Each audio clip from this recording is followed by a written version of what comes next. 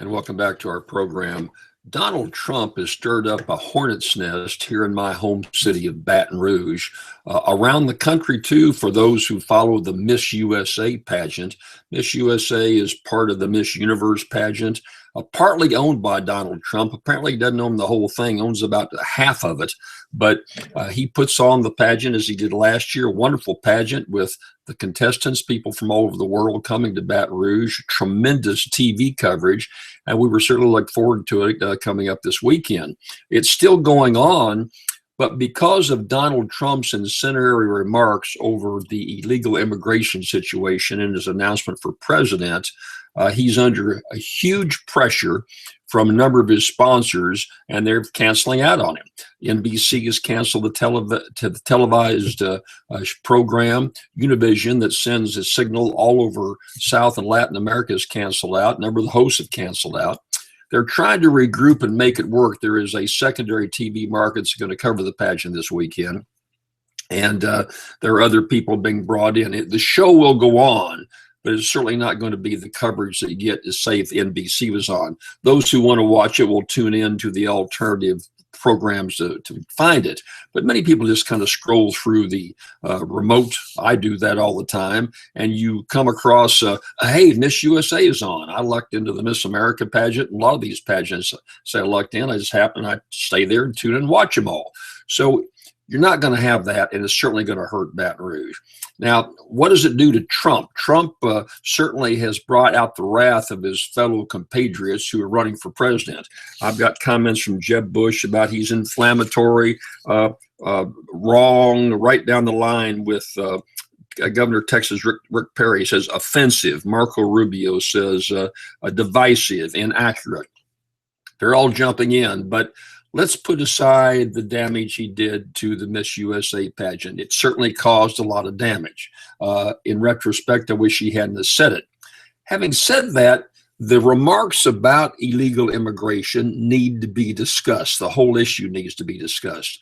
What's happening is all these Republican presidential candidates want the issue to go away, and it shouldn't go away, because no one has adequately addressed what to do with 20 million illegal immigrants, most of whom snuck into this country illegally, broke the law. And the debate also often gets sidetracked by, but look at the value these people bring. They're hardworking people. They're trying to get ahead. Well, that's fine, but there's a legal way to do it. You see, we have hundreds of thousands of people who are doing it the right way, the legal way, getting in line, following their petition. In many occasions, they're well-educated professors and scientists who we need in this country. We want value added into this country, and often we don't get that. Now, Trump was incendiary. He didn't handle it very well. Shouldn't have said it in the way he said it, but was he wrong? Not particularly.